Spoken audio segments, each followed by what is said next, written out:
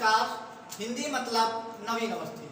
तो हमने पिछले वीडियो में वर्णमाला पढ़ी थी। वर्णमाला के बारे में हमने काफी कुछ बताया आपको, किस प्रकार कौन सा व्यंजन होता है इस बारे में हमने पढ़ा।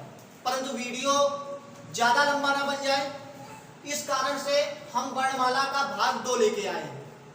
कुछ महत्वपूर्ण चीजें जो भाग 1 में नहीं आ पाई वो हम भाग 2 में देखेंगे। वीडियो को अंत तक देखने के लिए आप अभी चैनल को सब्सक्राइब करें और लाइक करें। तो देखिए आगे देखते हैं वर्णमाला। वर्णमाला में सबसे पहले तो फिर मैंने वर्ण लिख दिया, अर्थात तो व्यंजन लिख दिया। और जब व्यंजन लिख दिया तो इसके बताया था ये सारे के सारे क्या है, स्पर्श व्यंजन है। ये का से अंगा तक क्या है, चा से या क्या है, टा से अड़ा क्या है, ता से ना क्या है, पा से मां क्या है, इस बारे में भी मैंने बता दिया था। कंठ, तालब, मूर्धन, सारे आपको दंतव्य और ओष्ठम, ये सारे व्यंजन मैंने आपको बताए थे।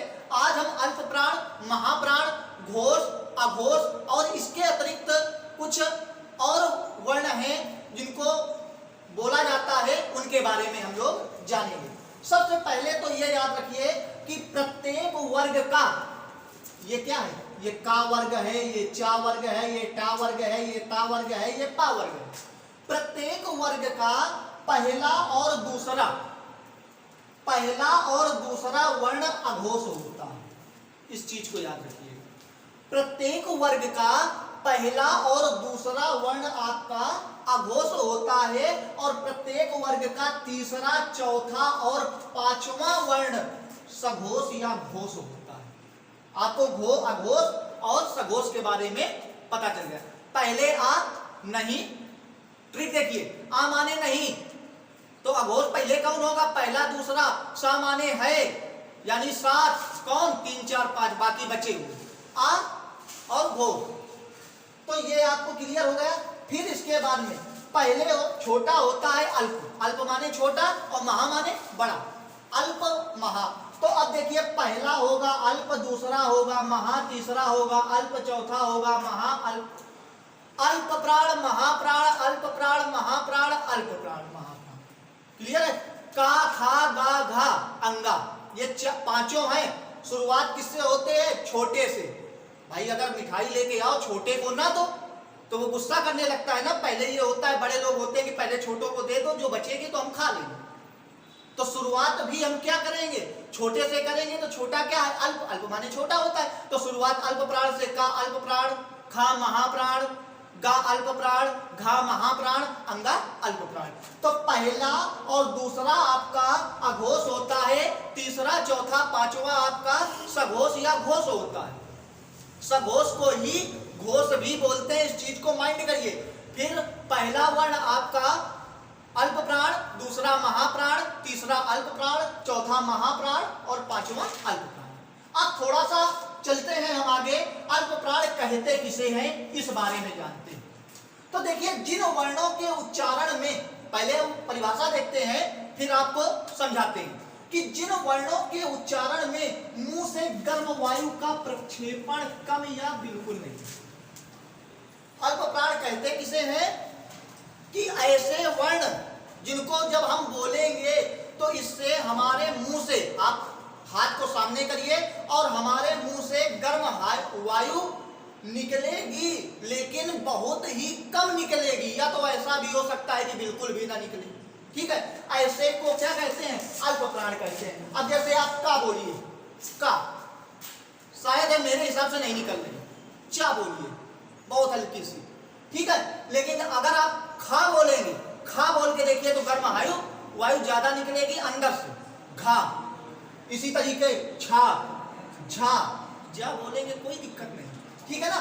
हकार की ध्वनि ना निकले, हकार, जैसे हम खा का, खा का, थोड़ा हा की जो ध्वनि है वो भी नहीं निकलनी चाहिए। और देखिए सबसे बात आपको ये केवल का से और मां तक ही लिखा है, अर्थात स्पर्श व्यंजन के बारे में ही लिखा है। यारा अलावा आपके नहीं लिखे हैं जो अंतस्थ व्यंजन है, सा सा सा सा, हा भी नहीं लिखा है जो ऊष्म व्यंजन है। तो देखिए प्रत्येक वर्ग का पहला, ध्यान दीजिएगा, प्रत्येक वर्ग का पहला, तीसरा, पांचवा वर्ण अंतस्थ व्यंजन भी है।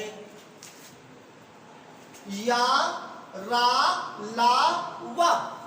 तो पहला तो होगा नहीं, या, रा, ला, व। तो वही कह रहा है प्रत्येक वर्ग का पहला, तीसरा, पांचवा वर्ण अंत्यस्थ व्यंजन भी है। क्लियर है?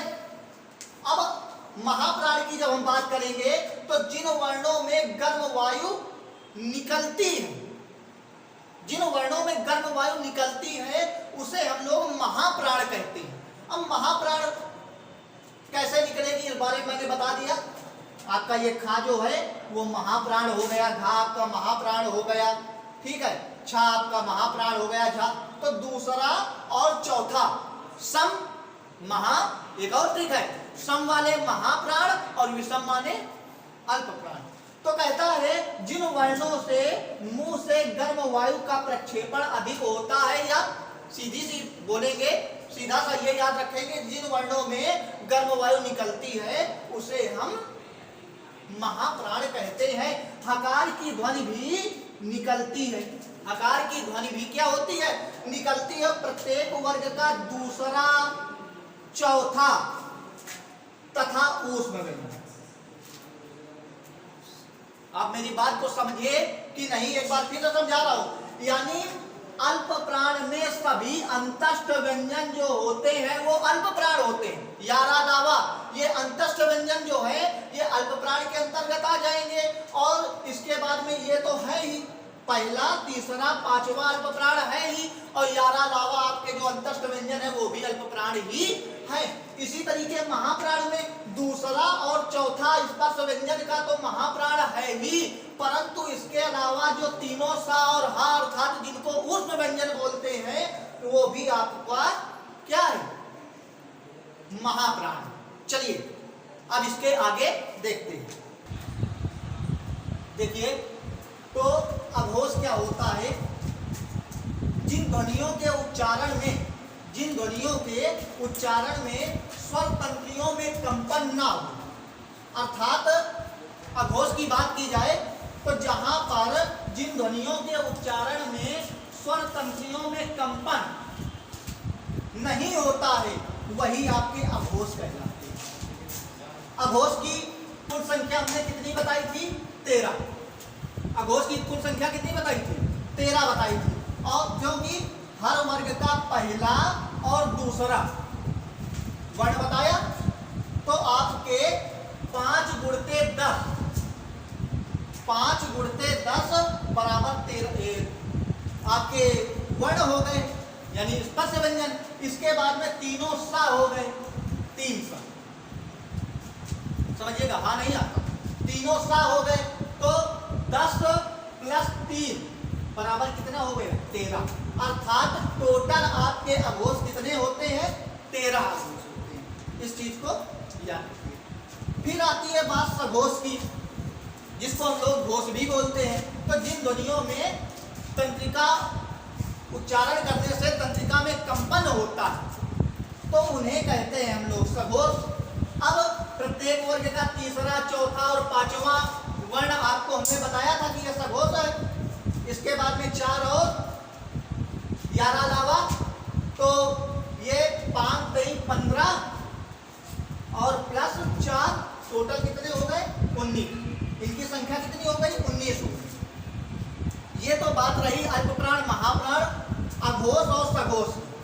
इसमें हमेशा ये पूछा जाता है कि निम्नलिखित में से वर्ण बताइए कि घोष है अघोष है। अब मान लीजिए आपका दे दिया जाए, चा दे दिया जाए और चा पूछ लिया जाए अल्पप्राण है कि महाप्राण है, तो आपको याद होना चाहिए ये छोटे से शुरू होता है, अल्पप्राण है।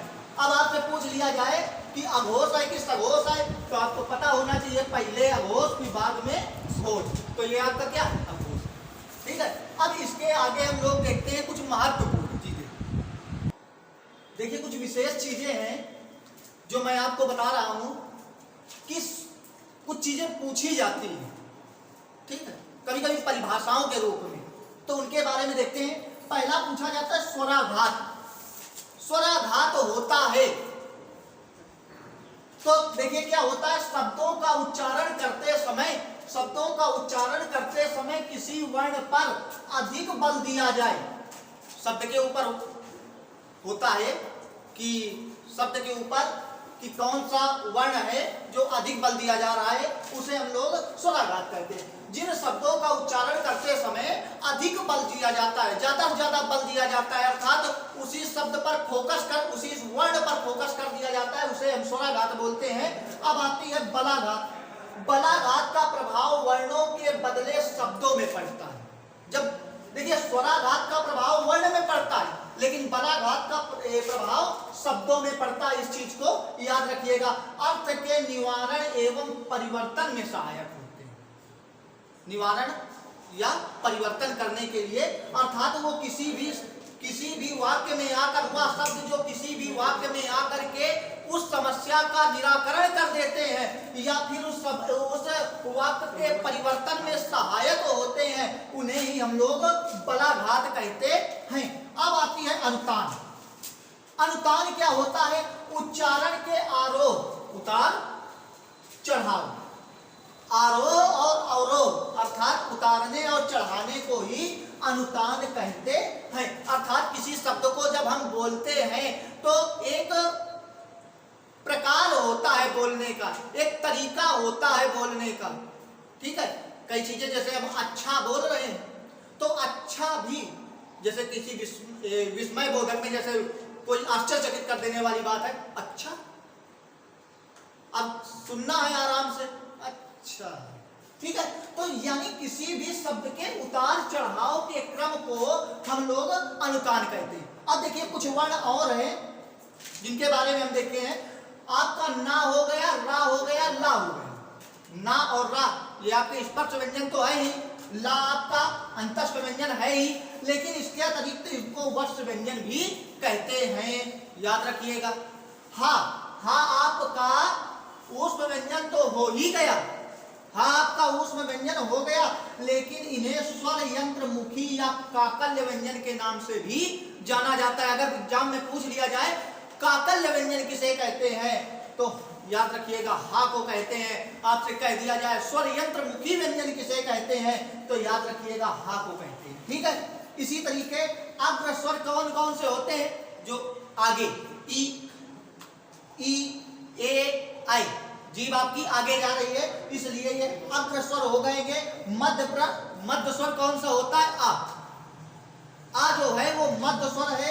इसी तरीके पश्च स्वर आ, उ, ओ और औ, आपका ये पश्च स्वर।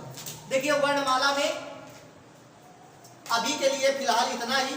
अगर कोई चीज आपको ना समझ में आए तो आप लोग कमेंट करके जरूर बताइएगा।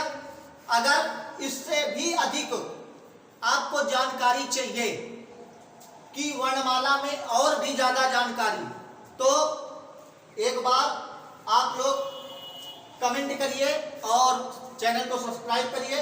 आपको अधिक से अधिक वर्णमाला के बारे में बताया जाएगा। आज के लिए इतना ही।